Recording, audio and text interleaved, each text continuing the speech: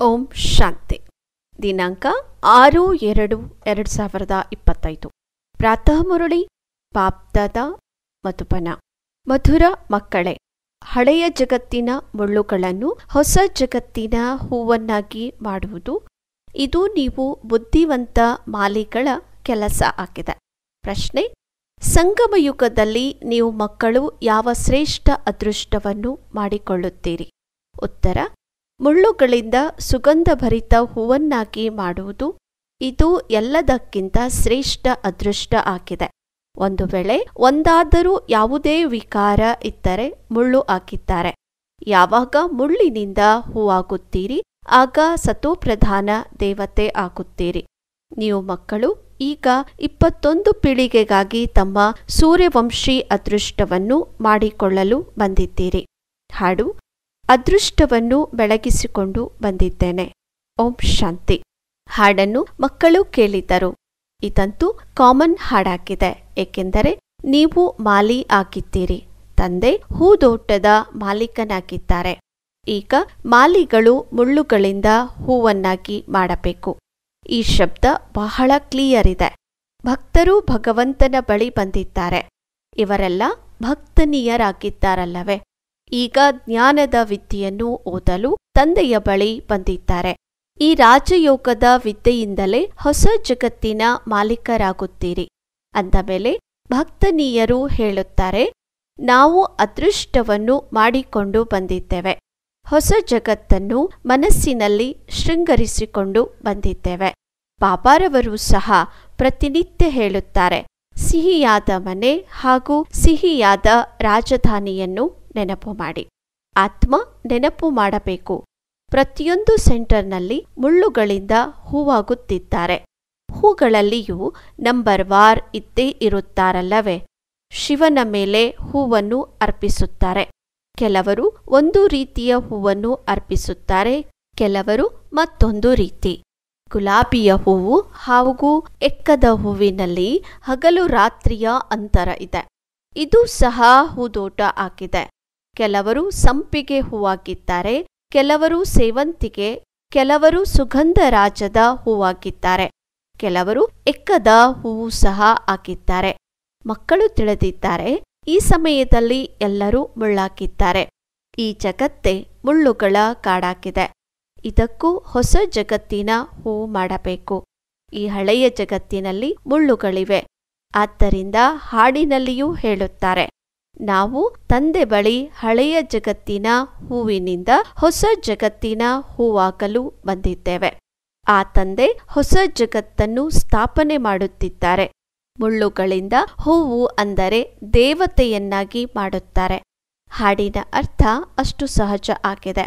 ಹೊಸ ಜಗತ್ತಿಗಾಗಿ ಅದೃಷ್ಟ ಬೆಳಗಿಸಿಕೊಳ್ಳಲು ನಾವು ಬಂದಿದ್ದೇವೆ. ಹೊಸ ಜಗತ್ತು ಸತ್ಯುಗ ಆಗಿದೆ. ಕೆಲವರದ್ದು ಸತೋಪ್ರಧಾನ ಅದೃಷ್ಟ ಇದೆ, ಕೆಲವರದ್ದು ರಜೋ ತಮೋ ಆಗಿದೆ. ಕೆಲವರು ಸೂರ್ಯವಂಶಿ ರಾಜರಾಗುತ್ತಾರೆ, ಕೆಲವರು ಪ್ರಜೆ ಆಗುತ್ತಾರೆ, ಕೆಲವರು ಪ್ರಜೆಯಲ್ಲಿಯೂ ನೌಕರರಾಗುತ್ತಾರೆ. ಈ ಹೊಸ ಜಗತ್ತಿನ ರಾಜ್ಯ ಸ್ಥಾಪನೆ ಆಗುತ್ತಿದೆ. ಸ್ಕೂಲ್ನಲ್ಲಿ ಅದೃಷ್ಟ ಬೆಳಗಿಸಿಕೊಳ್ಳಲು ಹೋಗುತ್ತಾರಲ್ಲವೇ? ಇಲ್ಲಿಯಂತೂ ಹೊಸ ಜಗತ್ತಿನ ವಿಚಾರ ಇದೆ. ಈ ಹಳೆಯ ಜಗತ್ತಿನಲ್ಲಿ ಯಾವ ಅದೃಷ್ಟ ಮಾಡಿಕೊಳ್ಳಬೇಕಿದೆ? ನೀವು ಭವಿಷ್ಯ ಹೊಸ ಜಗತ್ತಿನಲ್ಲಿ ದೇವತೆ ಆಗುವ ಅದೃಷ್ಟವನ್ನು ಮಾಡಿಕೊಳ್ಳುತ್ತಿದ್ದೀರಿ. ಆ ದೇವತೆಗಳನ್ನು ಎಲ್ಲರೂ ಸ್ಮರಣೆ ಮಾಡುತ್ತಾ ಬಂದಿದ್ದಾರೆ. ನಾವುಗಳೇ ದೇವತೆ ಪೂಜ್ಯರಾಗಿದ್ದೆವು, ನಂತರ ನಾವೇ ಪೂಜಾರಿ ಆಗಿದ್ದೇವೆ. 21 ಜನ್ಮಗಳ ಆಸ್ತಿ ತಂದೆಯಿಂದ ಸಿಗುತ್ತದೆ. ಇದಕ್ಕೆ 21 ಪೀಳಿಗೆ ಎನ್ನುತ್ತಾರೆ. ವೃದ್ಧಾಪ್ಯದವರೆಗೆ ಪೀಳಿಗೆ ಇರುತ್ತದೆ ಎನ್ನುತ್ತಾರೆ. ತಂದೆ 21 ಪೀಳಿಗೆಯ ಆಸ್ತಿಯನ್ನು ಕೊಡುತ್ತಾರೆ, ಏಕೆಂದರೆ ಯುವಾವಸ್ಥೆಯಲ್ಲಿ ಅಥವಾ ಬಾಲ್ಯತನದಲ್ಲಿ ಮಧ್ಯದಲ್ಲಿ ಎಂದಿಗೂ ಅಕಾಲ ಮರಣ ಆಗುವುದಿಲ್ಲ. ಆದ್ದರಿಂದ ಅದಕ್ಕೆ ಅಮರಲೋಕ ಎನ್ನುತ್ತಾರೆ. ಇದು ಮೃತ್ಯುಲೋಕ, ರಾವಣ ರಾಜ್ಯ ಆಗಿದೆ. ಇಲ್ಲಿ ಪ್ರತಿಯೊಬ್ಬರಲ್ಲಿ ವಿಕಾರಗಳ ಪ್ರವೇಶತೆ ಇದೆ. ಯಾರಲ್ಲಾದರೂ ಒಂದು ವಿಕಾರ ಇದ್ದರೂ ಮುಳ್ಳಾದರಲ್ಲವೇ? ತಂದೆ ತಿಳಿಯುತ್ತಾರೆ, ಮಾಲಿ ರಾಯಲ್ ಸುಗಂಧಭರಿತ ಹೂವನ್ನಾಗಿಸುವುದನ್ನು ತಿಳಿದುಕೊಂಡಿಲ್ಲ. ಮಾಲಿ ಚೆನ್ನಾಗಿದ್ದರೆ ಒಳ್ಳೊಳ್ಳೆಯ ಹೂವನ್ನು ತಯಾರಿ ಮಾಡುತ್ತಾರೆ. ವಿಜಯಮಾಲೆಯಲ್ಲಿ ಪೋಣಿಸಲು ಯೋಗ್ಯ ಹೂವು ಬೇಕು. ದೇವತೆಗಳ ಬಳಿ ಒಳ್ಳೊಳ್ಳೆಯ ಹೂವನ್ನು ತೆಗೆದುಕೊಂಡು ಹೋಗುತ್ತಾರಲ್ಲವೇ? ಕ್ವೀನ್ ಎಲಿಜಬೆತ್ ಬರುತ್ತಾಳೆಂದು ತಿಳಿಯಿರಿ. ಆಗ ಫಸ್ಟ್ ಕ್ಲಾಸ್ ಹೂಗಳ ಮಾಲೆಯನ್ನು ಮಾಡಿಸಿಕೊಂಡು ತೆಗೆದುಕೊಂಡು ಹೋಗುತ್ತಾರೆ. ಇಲ್ಲಿಯ ಮನುಷ್ಯನಂತೂ ತಮೋಪ್ರಧಾನ ಆಗಿದ್ದಾರೆ. ಶಿವನ ಮಂದಿರಕ್ಕೂ ಹೋಗುತ್ತಾರೆ. ಇವರು ಭಗವಂತನಾಗಿದ್ದಾರೆಂದು ತಿಳಿಯುತ್ತಾರೆ. ಬ್ರಹ್ಮ, ವಿಷ್ಣು, ಶಂಕರರಿಗೆ ದೇವತೆ ಎನ್ನುತ್ತಾರೆ. ಶಿವನಿಗೆ ಭಗವಂತ ಎನ್ನುತ್ತಾರೆ. ಅಂದ ಮೇಲೆ ಅವರು ಶ್ರೇಷ್ಠಾತಿ ಶ್ರೇಷ್ಠನಾದರಲ್ಲವೇ? ಈಗ ಶಿವನಿಗೆ ಹೇಳುತ್ತಾರೆ, ಭಂಗಿಯನ್ನು ಸೇವಿಸುತ್ತಿದ್ದ ಮತ್ತು ಸೇವಿಸುತ್ತಿದ್ದ ಎಂದು.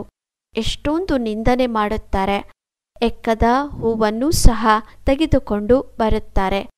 ಈಗ ಪರಮಪಿತ ಪರಮಾತ್ಮನಾದ ಅಂತಹವರ ಬಳಿ ಏಕೆ ತೆಗೆದುಕೊಂಡು ಹೋಗುತ್ತಾರೆ? ತಮೋಪ್ರಧಾನ ಮುಳ್ಳುಗಳ ಬಳಿ ಅಂತೂ ಫಸ್ಟ್ ಕ್ಲಾಸ್ ಹೂವನ್ನು ತೆಗೆದುಕೊಂಡು ಹೋಗುತ್ತಾರೆ. ಹಾಗೂ ಶಿವನ ಮಂದಿರಕ್ಕೆ ಏನು ತೆಗೆದುಕೊಂಡು ಹೋಗುತ್ತಾರೆ? ಹಾಲನ್ನೂ ಸಹ ಹೇಗೆ ನೈವೇದ್ಯ ಮಾಡುತ್ತಾರೆ? 5% ಹಾಲು, ಬಾಕಿ 95% ಶೇಕಡಾಂಶ ನೀರು. ಭಗವಂತನ ಬಳಿ ಹಾಲನ್ನು ಹೇಗೆ ನೈವೇದ್ಯ ಅರ್ಪಿಸುತ್ತಾರೆ? ಏನನ್ನೂ ತಿಳಿದುಕೊಂಡಿಲ್ಲ. ಈಗ ನೀವು ಚೆನ್ನಾಗಿ ತಿಳಿದುಕೊಂಡಿದ್ದೀರಿ. ನಿಮ್ಮಲ್ಲಿಯೂ ಚೆನ್ನಾಗಿ ಅರ್ಥ ಮಾಡಿಕೊಂಡಿರುವವರು ನಂಬರ್ ವಾರ್ ಇದ್ದಾರೆ. ಅವರನ್ನು ಸೆಂಟರ್ನ ಹೆಡ್ ಮಾಡಲಾಗುತ್ತದೆ. ಎಲ್ಲರಂತೂ ಒಂದು ರೀತಿ ಇರುವುದಿಲ್ಲ. ಭಲೆ ವಿದ್ಯೆ ಒಂದೇ ಇದೆ. ಮನುಷ್ಯನಿಂದ ದೇವತೆ ಆಗುವ ಗುರಿ ಉದ್ದೇಶ ಆಗಿದೆ. ಆದರೆ ಟೀಚರ್ ಅಂತೂ ನಂಬರ್ ವಾರ್ ಇದ್ದಾರಲ್ಲವೇ? ವಿಜಯಮಾಲೆಯಲ್ಲಿ ಬರುವ ಮುಖ್ಯ ಆಧಾರ ವಿದ್ಯೆ ಆಗಿದೆ. ವಿದ್ಯೆ ಅಂತೂ ಒಂದೇ ಆಗಿರುತ್ತದೆ. ಅದರಲ್ಲಿ ಪಾಸ್ ಅಂತೂ ನಂಬರ್ ವಾರ್ ಇರುತ್ತಾರಲ್ಲವೇ? ಎಲ್ಲಾ ಆಧಾರ ವಿದ್ಯೆಯ ಮೇಲೆ ಇದೆ. ಕೆಲವರಂತೂ ವಿಜಯಮಾಲೆಯ 8 ಮಣಿಯಲ್ಲಿ ಬರುತ್ತಾರೆ, ಕೆಲವರು 108ರಲ್ಲಿ, ಕೆಲವರು 16,108ರಲ್ಲಿ. ವಂಶವೃಕ್ಷ ತಯಾರಾಗುತ್ತದಲ್ಲವೇ?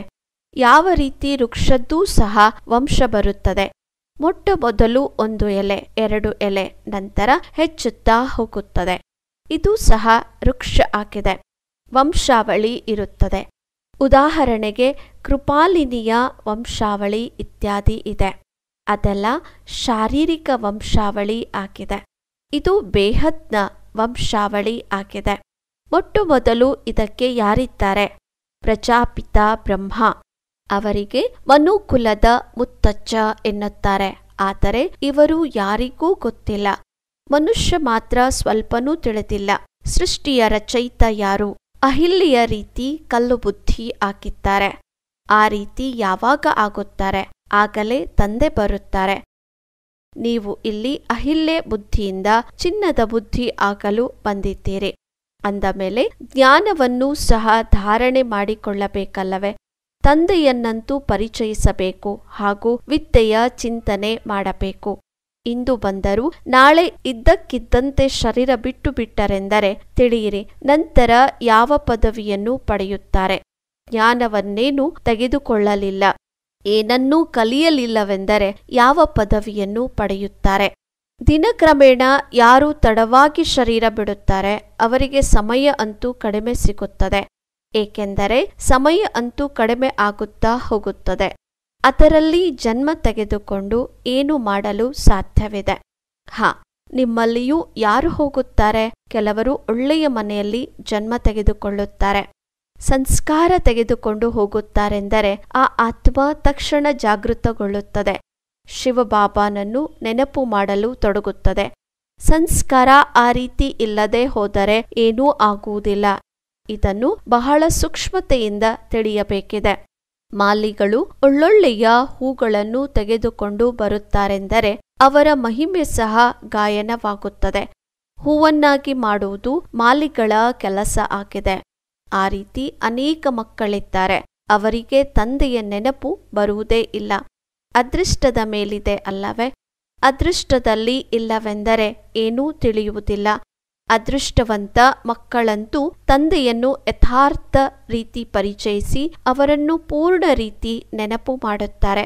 ತಂದೆಯ ಜೊತೆ ಹೊಸ ಜಗತ್ತನ್ನೂ ಸಹ ನೆನಪು ಮಾಡುತ್ತಿರುತ್ತಾರೆ. ಹಾಡಿನಲ್ಲಿಯೂ ಹೇಳುತ್ತಾರಲ್ಲವೇ, ನಾವು ಹೊಸ ಜಗತ್ತಿಗಾಗಿ ಹೊಸ ಅದೃಷ್ಟವನ್ನು ಮಾಡಿಕೊಳ್ಳಲು ಬಂದಿದ್ದೇವೆ ಎಂದು. 21 ಜನ್ಮಕ್ಕಾಗಿ ತಂದೆಯಿಂದ ರಾಜ್ಯಭಾಗ್ಯ ತೆಗೆದುಕೊಳ್ಳಬೇಕು. ಈ ನಶೆ ಹಾಗೂ ಖುಷಿಯಲ್ಲಿದ್ದಾಗ ಇಂತಿಂತಹ ಹಾಡಿನ ಅರ್ಥವನ್ನು ಸೂಚನೆಯಿಂದ ಅರ್ಥ ಮಾಡಿಕೊಳ್ಳುತ್ತಾರೆ. ಸ್ಕೂಲ್ನಲ್ಲಿಯೂ ಕೆಲವರ ಅದೃಷ್ಟದಲ್ಲಿ ಇರುವುದಿಲ್ಲವೆಂದರೆ ಅನುತ್ತೀರ್ಣರಾಗುತ್ತಾರೆ. ಇದಂತೂ ಬಹಳ ದೊಡ್ಡ ಪರೀಕ್ಷೆ ಆಗಿದೆ. ಭಗವಂತ ಸ್ವಯಂ ಕುಳಿತು ಓದಿಸುತ್ತಾರೆ. ಈ ಜ್ಞಾನ ಎಲ್ಲಾ ಧರ್ಮದವರಿಗಾಗಿ ಇದೆ. ತಂದೆ ಹೇಳುತ್ತಾರೆ, ತನ್ನನ್ನು ಆತ್ಮನೆಂದು ತಿಳಿದು ತಂದೆ ಆದ ನನ್ನನ್ನು ನೆನಪು ಮಾಡಿ. ನೀವು ತಿಳಿದಿದ್ದೀರಿ, ಯಾವುದೇ ದೇಹಧಾರಿ ಮನುಷ್ಯನಿಗೆ ಭಗವಂತ ಎನ್ನಲು ಸಾಧ್ಯವಿಲ್ಲ. ಬ್ರಹ್ಮ ವಿಷ್ಣು ಶಂಕರನಿಗೂ ಭಗವಂತ ಎನ್ನುವುದಿಲ್ಲ. ಅವರಂತೂ ಸೂಕ್ಷ್ಮವತನವಾಸಿ ದೇವತೆಯರಾಗಿದ್ದಾರೆ. ಇಲ್ಲಿ ಮನುಷ್ಯರಿದ್ದಾರೆ. ಇಲ್ಲಿ ದೇವತೆಗಳೂ ಇಲ್ಲ. ಇದು ಮನುಷ್ಯ ಲೋಕ ಆಗಿದೆ. ಈ ಲಕ್ಷ್ಮೀನಾರಾಯಣ ಇತ್ಯಾದಿಯರು ದೈವಿ ಗುಣವುಳ್ಳ ಮನುಷ್ಯರಾಗಿದ್ದಾರೆ. ಅದಕ್ಕೆ ದೈವಿ ರಾಜ್ಯ ಎನ್ನುತ್ತಾರೆ. ಸತ್ಯುಗದಲ್ಲಿ ಎಲ್ಲರೂ ದೇವತೆ ಆಗಿದ್ದಾರೆ. ಸೂಕ್ಷ್ಮವತನದಲ್ಲಿ ಬ್ರಹ್ಮ ವಿಷ್ಣು ಶಂಕರನಿದ್ದಾರೆ. ಬ್ರಹ್ಮ ದೇವತಾಯ ನಮಃ, ವಿಷ್ಣು ದೇವತಾಯ ನಮಃ ಎನ್ನುತ್ತಾರೆ. ನಂತರ ಶಿವ ಪರಮಾತ್ಮಾಯ ನಮಃ ಎನ್ನುತ್ತಾರೆ. ಶಿವನಿಗೆ ದೇವತೆ ಎನ್ನಲು ಸಾಧ್ಯವಿಲ್ಲ. ಬೇರೆ ಮನುಷ್ಯರಿಗೆ ನಂತರ ಭಗವಂತ ಎನ್ನಲು ಸಾಧ್ಯವಿಲ್ಲ. 3 ಮಹಡಿಗಳಿವೆ. ನಾವು 3ನೇ ಮಹಡಿಯಲ್ಲಿ ಇದ್ದೇವೆ. ಸತ್ಯುಗದ ಯಾವ ದೈವಿ ಗುಣವುಳ್ಳ ಮನುಷ್ಯರಿದ್ದಾರೆ ಅವರೇ ನಂತರ ಆಸುರಿ ಗುಣವನ್ನುಳ್ಳವರಾಗುತ್ತಾರೆ. ಮಾಯೆಯ ಗ್ರಹಣ ಹಿಡಿದುಕೊಳ್ಳುವುದರಿಂದ ಕಪ್ಪಾಗುತ್ತಾರೆ. ಹೇಗೆ ಚಂದ್ರನಿಗೂ ಗ್ರಹಣ ಹಿಡಿಯುತ್ತದಲ್ಲವೇ? ಅದು ಹದ್ದಿನ ವಿಚಾರಗಳು ಆಗಿದೆ. ಇದು ಬೇಹದ್ದಿನ ವಿಚಾರ ಆಗಿದೆ. ಬೇಹದ್ನ ಹಗಲು ಹಾಗೂ ಬೇಹದ್ನ ರಾತ್ರಿ ಆಗಿದೆ. ಬ್ರಹ್ಮನ ಹಗಲು ಹಾಗೂ ರಾತ್ರಿ ಎಂದು ಹಾಡುತ್ತಾರೆ. ನೀವು ಈಗ ಒಬ್ಬ ತಂದೆಯಿಂದಲೇ ಓದಬೇಕು. ಉಳಿದಿರುವುದನ್ನೆಲ್ಲ ಮರೆಯಬೇಕು. ತಂದೆಯ ಮೂಲಕ ಓದುವುದರಿಂದ ನೀವು ಹೊಸ ಜಗತ್ತಿನ ಮಾಲೀಕರಾಗುತ್ತೀರಿ. ಇದು ಸತ್ಯ ಗೀತಾ ಪಾಠಶಾಲೆ ಆಗಿದೆ. ಪಾಠಶಾಲೆ ಸದಾ ಇರುವುದಿಲ್ಲ. ಮನುಷ್ಯ ತಿಳಿಯುತ್ತಾನೆ, ಭಕ್ತಿ ಮಾರ್ಗ ಭಗವಂತನೊಂದಿಗೆ ಮಿಲನದ ಮಾರ್ಗ ಆಗಿದೆ ಎಂದು. ಎಷ್ಟು ಹೆಚ್ಚು ಭಕ್ತಿ ಮಾಡುತ್ತೇವೆ, ಭಗವಂತ ತೃಪ್ತಿ ಆಗುತ್ತಾನೆ ಹಾಗೂ ಬಂದು ಫಲ ಕೊಡುತ್ತಾನೆ. ಈ ಎಲ್ಲಾ ವಿಚಾರಗಳನ್ನು ನೀವೇ ಈಗ ತಿಳಿದುಕೊಂಡಿದ್ದೀರಿ. ಭಗವಂತ ಒಬ್ಬರೇ ಆಗಿದ್ದಾರೆ. ಅವರು ಈಗ ಫಲವನ್ನು ಕೊಡುತ್ತಿದ್ದಾರೆ. ಮೊಟ್ಟಮೊದಲು ಯಾರು ಸೂರ್ಯವಂಶಿ ಪೂಜ್ಯರಾಗಿದ್ದರೂ ಅವರುಗಳೇ ಎಲ್ಲರಿಗಿಂತ ಜಾಸ್ತಿ ಭಕ್ತಿ ಮಾಡಿದ್ದಾರೆ. ಅವರೇ ಇಲ್ಲಿಗೆ ಬರುತ್ತಾರೆ. ನೀವೇ ಮೊಟ್ಟಮೊದಲು ಶಿವಬಾಬಾನ ಅವ್ಯಭಿಚಾರಿ ಭಕ್ತಿ ಮಾಡಿದ್ದೀರಿ. ಅಂದ ಮೇಲೆ ನೀವೇ ಮೊಟ್ಟಮೊದಲು ಭಕ್ತರಾದಿರಿ. ನಂತರ ಬೀಳುತ್ತಾ ಬೀಳುತ್ತಾ ತಮೋಪ್ರಧಾನರಾಗುತ್ತೀರಿ. ಅರ್ಧಕಲ್ಪ ನೀವು ಭಕ್ತಿ ಮಾಡಿದ್ದೀರಿ. ಆದ್ದರಿಂದ ನಿಮಗೆ ಮೊದಲ ಜ್ಞಾನ ಕೊಡುತ್ತಾರೆ. ನಿಮ್ಮಲ್ಲಿಯೂ ನಂಬರ್ ವಾರ್ ಇದ್ದಾರೆ. ಈ ವಿದ್ಯೆಯಲ್ಲಿ ನಿಮ್ಮ ನೆಪ ನಡೆಯಲು ಸಾಧ್ಯವಿಲ್ಲ. ನಾವು ದೂರ ಇರುತ್ತೇವೆ, ಆದ್ದರಿಂದ ಪ್ರತಿನಿತ್ಯ ಓದಲು ಸಾಧ್ಯವಿಲ್ಲ. ನಾವು 10 ಮೈಲಿ ದೂರ ಇರುತ್ತೇವೆಂದು ಕೆಲವರು ಹೇಳುತ್ತಾರೆ. ಅರೆ, ಬಾಬಾರವರ ನೆನಪಿನಲ್ಲಿ ನೀವು 10 ಮೈಲಿಯನ್ನು ಕಾಲ್ನಡಿಗೆಯಲ್ಲಿ ನಡೆದರೆ ಎಂದಿಗೂ ಸುಸ್ತಾಗುವುದಿಲ್ಲ. ಎಷ್ಟು ದೊಡ್ಡ ಖಜಾನೆಯನ್ನು ತೆಗೆದುಕೊಳ್ಳಲು ಹೋಗುತ್ತೀರಿ. ತೀರ್ಥಯಾತ್ರೆಗೆ ಮನುಷ್ಯರು ದರ್ಶನ ಮಾಡಲು ಕಾಲ್ನಡಿಗೆಯಲ್ಲಿ ಹೋಗುತ್ತಾರೆ. ಎಷ್ಟೊಂದು ಪೆಟ್ಟು ತಿನ್ನುತ್ತಾರೆ. ಇದಂತೂ ಒಂದೇ ನಗರದ ವಿಚಾರ ಆಗಿದೆ. ತಂದೆ ಹೇಳುತ್ತಾರೆ, ನಾನು ಇಷ್ಟೊಂದು ದೂರದಿಂದ ಬಂದಿದ್ದೇನೆ. ನೀವು ಹೇಳುತ್ತೀರಿ 5 ಮೈಲಿ ದೂರ ಇದೆ. ವಾಹ, ಖಜಾನೆ ತೆಗೆದುಕೊಳ್ಳುವುದಕ್ಕಾಗಿ ಅಂತೂ ಓಡಿ ಬರಬೇಕು. ಅಮರನಾಥನ ದರ್ಶನ ಮಾಡಲು ಎಲ್ಲೆಲ್ಲಿಂದ ಹೋಗುತ್ತಾರೆ. ಇಲ್ಲಂತೂ ಅಮರನಾಥ ಬಾಬಾ ಸ್ವಯಂ ಓದಿಸಲು ಬಂದಿದ್ದಾರೆ. ನಿಮ್ಮನ್ನು ವಿಶ್ವದ ಮಾಲೀಕ ಮಾಡಲು ಬಂದಿದ್ದೇನೆ. ನೀವು ನೆಪ ಹೇಳುತ್ತಿರುತ್ತೀರಿ. ಬೆಳಗ್ಗೆ ಅಮೃತ ವೇಳೆ ಅಂತೂ ಯಾರು ಬೇಕಿದ್ದರೂ ಬರಲು ಸಾಧ್ಯವಿದೆ. ಆ ಸಮಯ ಯಾವುದೇ ಭಯ ಇಲ್ಲ. ನಿಮ್ಮನ್ನು ಯಾರೂ ಲೂಟಿ ಮಾಡಲು ಸಾಧ್ಯವಿಲ್ಲ. ಒಂದು ವೇಳೆ ಯಾವುದೇ ವಸ್ತು ಒಡವೆ ಇತ್ಯಾದಿ ಇರುತ್ತದೆಂದರೆ ಕಸಿದುಕೊಳ್ಳುತ್ತಾರೆ.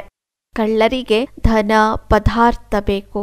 ಆದರೆ ಕೆಲವರ ಅದೃಷ್ಟದಲ್ಲಿ ಇಲ್ಲವೆಂದರೆ ನಂತರ ಬಹಳ ನೆಪ ಹೇಳುತ್ತಾರೆ. ಓದುವುದಿಲ್ಲವೆಂದರೆ ತನ್ನ ಪದವಿಯನ್ನು ಕಳೆದುಕೊಳ್ಳುತ್ತಾರೆ. ತಂದೆ ಬರುವುದೂ ಸಹ ಭಾರತದಲ್ಲಿ. ಭಾರತವನ್ನೇ ಸ್ವರ್ಗ ಮಾಡುತ್ತಾರೆ. ಕ್ಷಣದಲ್ಲಿ ಜೀವನ್ಮುಕ್ತಿಯ ದಾರಿಯನ್ನು ತಿಳಿಸುತ್ತಾರೆ. ಆದರೆ ಯಾರಾದರೂ ಪುರುಷಾರ್ಥ ಮಾಡಿದರೆ ತಾನೇ ಹೆಜ್ಜೆಯನ್ನು ತೆಗೆಯದಿದ್ದರೆ ತಲುಪಲು ಹೇಗೆ ಸಾಧ್ಯ? ನೀವು ಮಕ್ಕಳು ತಿಳಿಯುತ್ತೀರಿ. ಇದು ಆತ್ಮಗಳು ಹಾಗೂ ಪರಮಾತ್ಮನ ಮೇಳ ಆಗಿದೆ.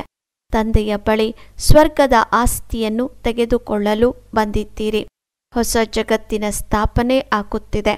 ಸ್ಥಾಪನೆ ಪೂರ್ಣ ಆಯಿತು ಹಾಗೂ ವಿನಾಶ ಶುರುವಾಗುತ್ತದೆ. ಇದು ಅದೇ ಮಹಾಭಾರತ ಯುದ್ಧ ಆಗಿದೆ. ಒಳ್ಳೆಯದು. ಮೀಠೆ ಮೀಠೆ ಸಿಕ್ಕಿಲ್ಲದೆ ಬಚ್ಚೋಂ ಪ್ರತಿ ಮಾತ್ ಪಿತಾ ಬಾಪ್ दादा का याद प्यार और गुड मॉर्निंग। रूहानी बाप की रूहानी बच्चों को नमस्ते। हम रूहानी बच्चों की रूहानी बाप दादा को याद प्यार गुड मॉर्निंग नमस्ते नमस्ते नमस्ते। ಧಾರಣೆಗಾಗಿ ಮುಖ್ಯ ಸಾರ. 1. ತಂದೆ ಯಾವ ಜ್ಞಾನದ ಖಜಾನೆಯನ್ನು ಕೊಡುತ್ತಿದ್ದಾರೆ ಅದನ್ನು ತೆಗೆದುಕೊಳ್ಳಲು ಓಡೋಡಿಕೊಂಡು ಬರಬೇಕು. ಇದರಲ್ಲಿ ಯಾವುದೇ ಪ್ರಕಾರದ ನೆಪ ಹೇಳಬಾರದು.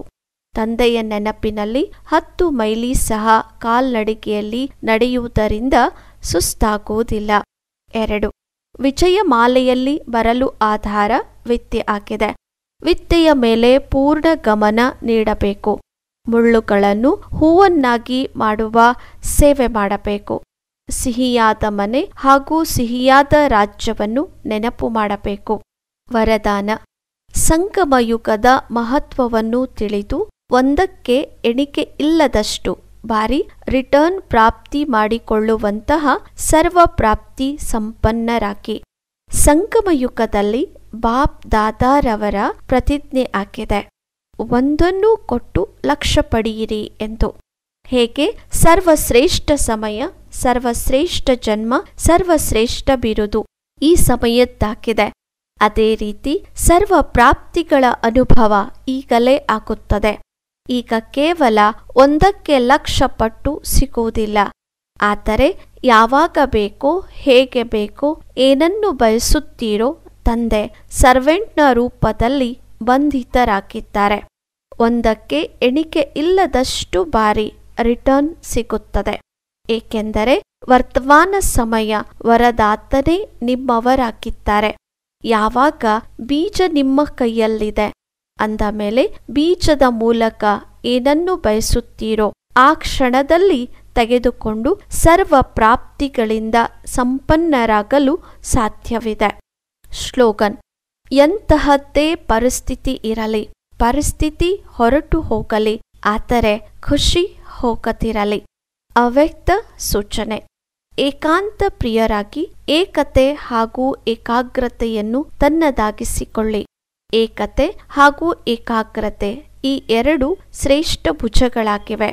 ಕಾರ್ಯ ಮಾಡಿರುವ ಸಫಲತೆ ಆಗಿದೆ. ಏಕಾಗ್ರತೆ ಅಂದರೆ ಸದಾ ನಿರ್ವ್ಯರ್ಥ ಸಂಕಲ್ಪ, ನಿರ್ವಿಕಲ್ಪ. ಎಲ್ಲಿ ಏಕತೆ ಹಾಗೂ ಏಕಾಗ್ರತೆ ಇದೆ ಅಲ್ಲಿ ಸಫಲತೆ ಕೊರಳಿನ ಹಾರ ಆಗಿದೆ. ವರದಾತನಿಗೆ ಒಂದು ಶಬ್ದ ಪ್ರಿಯವಾಗಿದೆ, ಏಕರಥ. ಒಂದೇ ಫಲ, ಒಂದೇ ಭರವಸೆ. ಜೊತೆ ಜೊತೆ ಏಕಮತ, ಮನಮತನೂ ಇಲ್ಲ, ಪರಮತನೂ ಇಲ್ಲ, ಏಕರಸ. ಬೇರೆ ಯಾವುದೇ ವ್ಯಕ್ತಿಯದ್ದೂ ಇಲ್ಲ, ವೈಭವದ ರಸನೂ ಇಲ್ಲ. ಅದೇ ರೀತಿಯೇ ಏಕತೆ, ಏಕಾಂತ ಪ್ರಿಯ. ಓಂ ಶಾಂತಿ.